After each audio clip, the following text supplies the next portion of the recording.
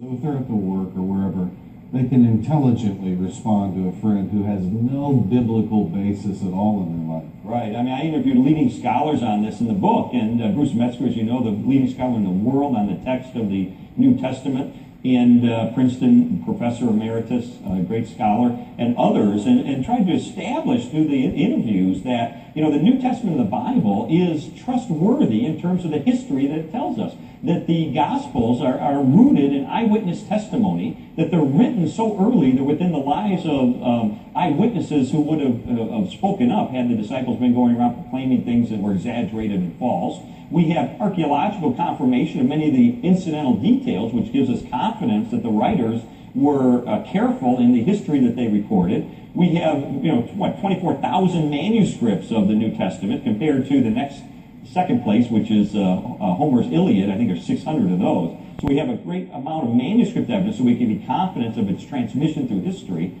We can have, as Christians, strong confidence in the reliability of the Bible. And for Dan Brown to disparage the four Gospels and then to choose instead these so-called Gnostic Gospels that were written in the 2nd, 3rd, and 4th centuries, long after the fact, who have no historical basis, who are written with a Greek bias, and whose names of Mary Magdalene and Philip are attached to them, even though they had nothing to do with them. And if you read them, I encourage people, go ahead and read the Gnostic Gospels and read it next to the Gospel of Luke. You read the Gospel of Luke. Here you have this first century investigative reporter, so to speak, who says, I carefully investigated everything so I could report to you about the certainty of what took place. And you read it, and even though he's reporting on amazing things, like the resurrection of Jesus, it is with a sober mindset. It is with accuracy. It is with a careful delineation of what actually took place. Even those instances that were embarrassing to the disciples, they made sure they were in there because it's what happened. For instance, the fact that the empty tomb of Jesus was discovered first by women. In first century Jewish culture, the testimony of women was not accepted. And it was not considered reliable. So if they were going to make things up, they never would have said women discovered the tomb empty. It would have hurt their case among the people they were trying to convince. They would have said, well, Peter discovered it empty. It was John. He discovered it empty. They would have made it if they were making it up. Why did they say women discovered it empty, even though it hurts their case to their first century counterparts? Because that's what happened. And even though it was embarrassing, they still were faithful to the truth and put it in the Bible. So I think we can have great confidence that these records, which are the only records we have that we have confidence or date from the first century, unlike these other later apocryphal documents, we have confidence that it tells us we as Christians give up our strong card, which is the truth that we have. We have an unfair advantage in the marketplace of ideas, and that is we have truth on our side.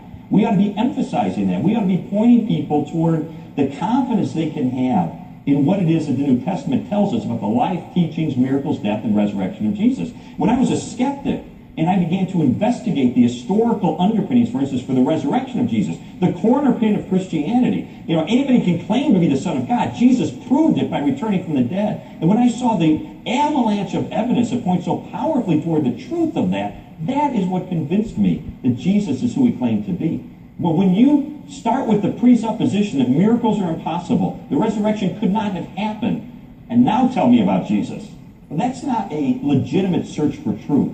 That's ruling things out at the beginning because of a presupposition that you're against the supernatural. You don't believe that miracles and things like that could actually take place. We're going to give the people in Jude a snapshot on Wednesday night, the Gospel of Judas. But this is the big deal now. Yeah. And you would think that we have just unearthed the most incredible document.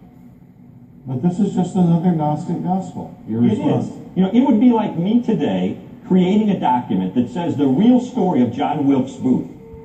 And I write the real story, and the real story is John Wilkes Booth was invited to assassinate Abraham Lincoln by Abraham Lincoln himself. He asked me, John Wilkes Booth, to kill him.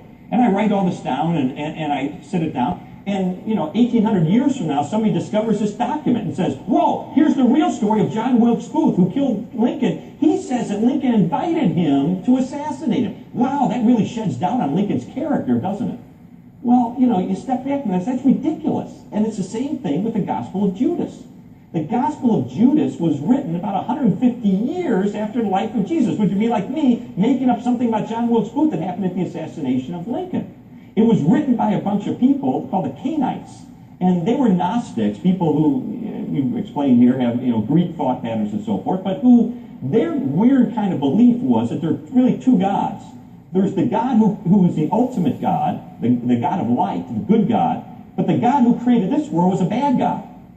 And therefore, in the Bible, the so-called bad guys, the people who don't come off looking well, like Judas or the people of Sodom and Gomorrah or Cain, the bad guys, they must be good. Because if the God of this world is a bad God and he doesn't like them, they must really be good. So they take people like Judas and they make heroes out of them. And so if you read the Gospel of Judas, he is the greatest disciple of all. He's the one who Jesus invited to betray him. Well, this is made up 150 years after the fact. It would have no more credibility than me making up the story of John Wilkes Booth. In fact, in the year 180 AD, Irenaeus, who was a great Christian bishop and a very discerning individual who was writing a treatise called Against Heresies, warned people and said, by the way, folks, some guys are making up stuff. He called it a fictitious history called the Gospel of Judas. So that this was, and people from the beginning knew this was phony. This was the Da Vinci Code of its day, so to speak. I mean, it has no relation to the real Judas. It has no relation to the real Christ. Yeah.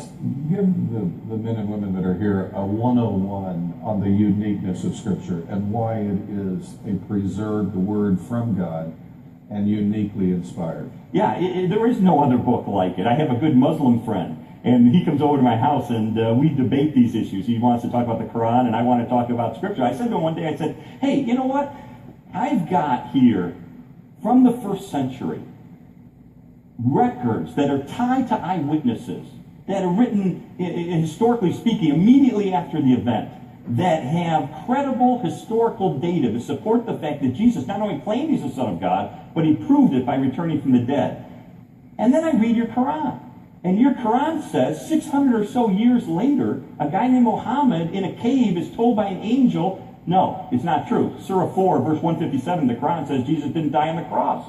So I said, I've got this documentary evidence. It goes right back to the first century. And I've got something 600 years later that says it isn't true. I said, just in terms of credibility, where would the evidence point?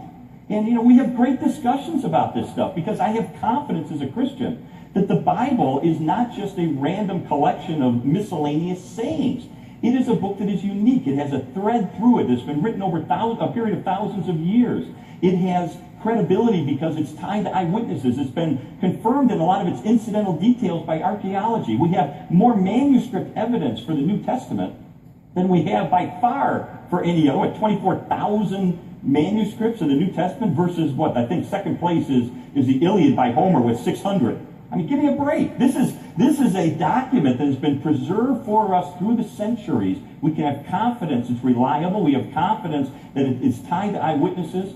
And so I think more than ever, we should be, here's what I think. Christians have an unfair advantage in this marketplace of ideas, this current debate about spiritual issues. And that unfair advantage is we have truth on our side. Let's play that card. Let's play the truth card.